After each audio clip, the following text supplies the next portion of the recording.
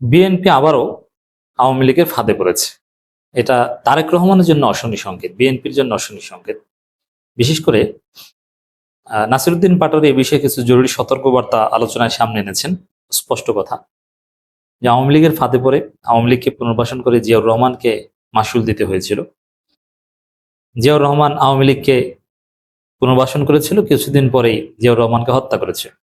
এখন তারেক রহমান বিএনপি যদি আবার আওয়ামী লীগকে পুনর্বাসন করতে যায়, তাহলে 2 দিন পর দেখবেন যে তারেক জিয়াকেও আওয়ামী লীগ ভারতের হত্যা করেছে। অতএব আওয়ামী লীগকে আর কোনো সুযোগ দেওয়া যাবে না। এটা বিএনপির জন্য অশনি সংকেত যে তারেক জিয়া না থাকলে বিএনপি থাকবে না, আর ভারত তারেক জিয়াকে বিশ্বাস করবে না। এই যে দেখেছেন না, বিশ্বাস কিভাবে করবে? বিশ্বাস না করার তো কারণ আছে। যেমন তারেক জিয়া দেশে এসেছেন ভারতের সাথে একটা চুক্তি করে যে আপনাদেরকে এই দেবো সেই দেবো, আমাদেরকে ক্ষমতা এনে দেন, আওয়ামী লীগকে বলে দেন যে যেন বিএনপিকে ভোট দেয়, ক্ষমতা আসলে আপনাদের কথাগুলো মান। সেই চুক্তি অনুযায়ী তারেক রহমান দেশে এসেছেন এবং বিএনপি ক্ষমতা এসেছে আওয়ামী লীগের ভোটে। কিন্তু দিন শেষে দেখা গেল যে তারেক রহমান ক্ষমতা আসার পর এখন আর ভারতকে চেনে না, এখন আর ভারতের কথা শুনে না। তারেক রহমান এখন বলছে যে ঠিক আছে তোমাদেরকে দিব, কিন্তু আমরা যেভাবে দিব সেভাবে নিতে হবে, বা যা দিব সেভাবে নিতে হবে, তোমরা যেভাবে চাইবে সেভাবে হবে না।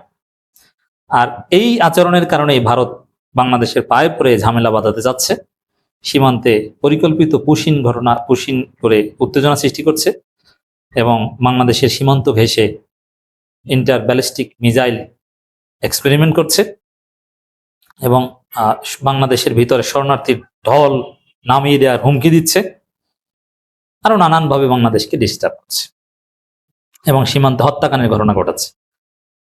বিশেষ করে 1 মাসে প্রায় 6 জনের উপর মানুষকে মেরে ফেলেছে, যেটা একদম শূন্যের কোঠায় নেমে যাওয়ার কথা। যেভাবে তারেক রহমানের সাথে দিল্লির সম্পর্ক আমরা দেখেছিলাম, তাতে কোনো সীমান্ত হত্যা বা সব শূন্যের কোঠায় নামার কথা, কিন্তু আমরা দেখছি এখন উল্টো। মানে ক্ষমতা আসার পর তারেক জিয়া আসলে ভারতের কথা শুনছে না। তাহলে এই তারেক জিয়াকে তো ভারত আসলে বিশ্বাস করবে না।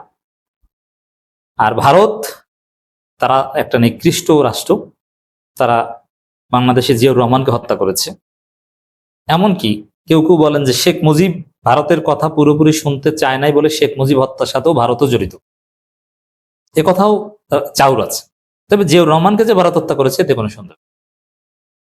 তা এখন তারেক জিয়া যা শুরু করেছেন, তারেক জিয়াকেও তো হত্যা করতে পারে। এই জন্য তারেক জিয়াকে সতর্ক থাকতে হবে। ভারতকে এই সুযোগ দেওয়া যাবে না। আওয়ামী লীগকে সুযোগ দেওয়া মানে ভারতকে সুযোগ দেওয়া, আওয়ামী লীগকে সুযোগ দেওয়া যায় না। ভারত তো সব কাজ একদম নিজেরা করবে না, তারা কোনোটা বাংলাদেশের ডিপ স্টেটের মাধ্যমে করাবে, কোনোটা তাদের কিছু দালালের মাধ্যমে করাবে। না না, এই জন্য আওয়ামী লীগকে নিশ্চিহ্ন করা এটা তারেক জিয়ার জন্য, বিএনপির জন্য সেফ। দেখেন এখানে একটা দিকে বিএনপি ঠিক লাইনে আছে, যেমন খলিলুর রহমান পররাষ্ট্রমন্ত্রী হিসেবে ভারতকে ভালো টাইট দিচ্ছেন। যেমন পাকিস্তানের সাথে স্ট্র্যাটেজিক রিলেশন রেখেছেন, এটা ভারতকে একটা টাইট দেওয়া। চীনকে তিস্তা প্রজেক্ট দিবেন, এটা একটা টাইট দেওয়া, মারাত্মক টাইট দেওয়া, ভারতের ঘুম হারাম করে দেওয়া। এমনকি তুরস্কের পররাষ্ট্রমন্ত্রীকে ডেকে এনেছেন, তার সাথে কিছু স্ট্র্যাটেজিক রিলেশনশিপে যাচ্ছেন। তো ভারতের ঘুম তো খলিল হারাম করে দিয়েছে, এটা ঠিক আছে। কিন্তু বিএনপিতে ভারতপন্থী যারা আছে, যেমন আমির খুসরু, মির্জা ফখরুল, শ্রীলং সালাউদ্দিন, এরা আপোষ করতে যাচ্ছে। এরা ভারতের কথা অনুযায়ী আওয়ামী লীগকে বৈধতা দিতে যাচ্ছে। কিন্তু খলিল এই অংশটা, যারা বিএনপি এখন নতুনভাবে বিএনপির উপর ছড়ি ঘোরাচ্ছে, তারা আওয়ামী লীগকে কোনো প্রশ্রয় দিতে যাচ্ছে না। মির্জা ফখরুল অলরেডি বয়ান ক্রিয়েট করা শুরু করেছেন। তিনি বলছেন যে আমরা উদার গণতন্ত্রে বিশ্বাসী, আমরা সব দলকে কার্যক্রম চালাতে দিতে চাই। এসব কথাবার্তা বলছে। এর অর্থ কি? যে আওয়ামী লীগকে বৈধতা দেওয়ার, এমনকি আইভি সেলিনা হায়াত আইভিকে মুক্তি দিয়েছে, তার মাধ্যমে রিফাইন্ড আওয়ামী লীগ করার চিন্তা ভাবনা করছে। ইশরাক, মুক্তিযুদ্ধ প্রতিমন্ত্রী ইশরাকের মাধ্যমে জামাত বিরোধী বয়ান ক্রিয়েট করাচ্ছে যে মুক্তিযুদ্ধ বিরোধী শক্তি জামাত শিবির আস্ফালন বেড়ে গেছে, অতএব মুক্তিযুদ্ধ বিরোধী শক্তিকে সাইজ করতে, স্বাধীনতা বিরোধী শক্তিকে সাইজ করতে বা দক্ষিণ পন্থার উত্থান ঘটছে, এই দক্ষিণ পন্থার উত্থান ঠেকাতে আওয়ামী লীগ দরকার। এই ন্যারেটিভ ইশরাকের মাধ্যমে মির্জা ফখরুল, আমির খুসরু প্রচার করাচ্ছে। যেমন আওয়ামী লীগের প্রতি সফট হচ্ছে। এটাই বলে যে আওয়ামী লীগের ফাঁদে পড়ছে বিএনপি। এটা বিরাট ভুল করছে। এই ভুলের মাসুল তাদেরকে দিতে হবে, যেভাবে জিয়াউর রহমান জীবন দিয়ে দিয়েছে। এই যে কথা যে জামাত স্বাধীনতা বিরোধী শক্তি, দক্ষিণপন্থার উত্থান, এটাই তো ভারতীয় কথা। ভারত তো এটাই চায়। এখন বিএনপি যদি সেই লাইনে যায় তাহলে বিএনপি তাদের ফাঁদে পড়বে, আর বিএনপি যদি তাদের ফাঁদে পড়ে তাহলে তাদের মতো করেই বিএনপিকে ট্রিট করবে, সরিয়ে দিবে তারেক রহমানকে। নাসিরুদ্দিন পাটোয়ারি মূলত এটাই বোঝাতে চেয়েছে। বিএনপি আবারও আওয়ামী লীগের ফাঁদে পড়েছে, নাসিরুদ্দিন পাটোয়ারি। আমরা পাটোয়ারি বক্তব্যটা লাইন বাই লাইন বিশ্লেষণ করব। গণভোট ইস্যুতে সরকারের তীব্র সমালোচনা করেছেন জাতীয় নাগরিক পার্টির মুখ্য সমন্বয়ক নাসিরুদ্দিন পাটোয়ারি। এই যে গণভোটের রায় বাস্তবায়ন হচ্ছে না, এটাও বিএনপির ভারতপন্থী অংশ ঠেকিয়ে রেখেছে। বিএনপিতে মির্জা ফখরুল, আমির খসরু, শিলং সালাউদ্দিন ভারতপন্থী অংশ আছে, কিন্তু ফরেন পলিসিতে আবার পুরোটাই খলিলুর রহমানের ডোমিনেশন। এমনকি হুমায়ুন কবির কিংবা শামা ওবায়দ তাদের কথাও চলছে না। ফরেন পলিসি বাংলাদেশের ফরেন মিনিস্ট্রি চালাচ্ছেন ইউনুস আর খলিল। ইউনুস চুপচাপ, কিন্তু ইউনুসের কথাই চলছে। ইউনুস দড়ির নাটাই হাতে রেখে দিয়েছেন আগেই।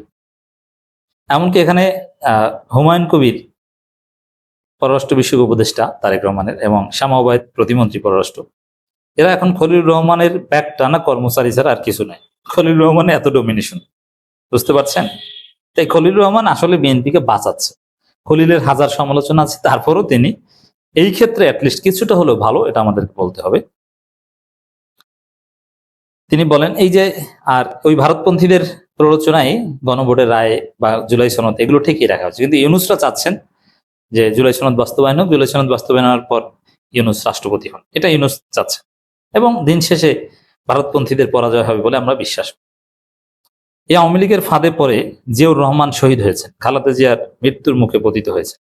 এই যে এটাও একটা চিরসত্য কথা, এটা বিএনপিকে রিয়ালাইজ করতে হবে। জিয়াউর রহমানকে হত্যা করেছিল ভারত, এবং খালেদা জিয়ার যে করুণ পরিণতি, এটাও ভারতের রোষানলে পরে হয়েছে।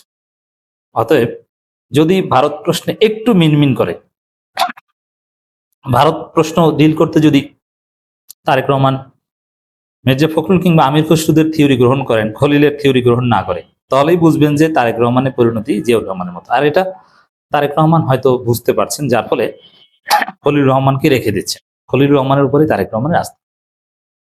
তারেক হয়তো বা ধারণা করছেন যে ভারতকে সাইজ করা ছাড়া আর কোনো উপায় নেই।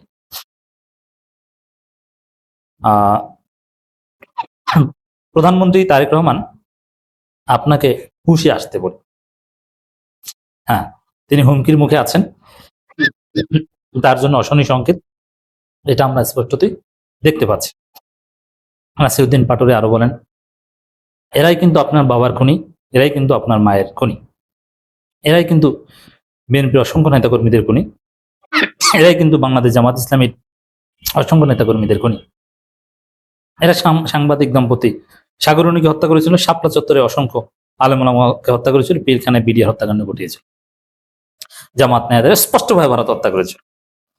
অতএব যদি তারেক রহমানকে বাঁচতে হয়, ভারতকে ডলা দিতে হবে, বিএনপির ভারতপন্থীদের সাইড লাইনে পাঠিয়ে দিতে হবে।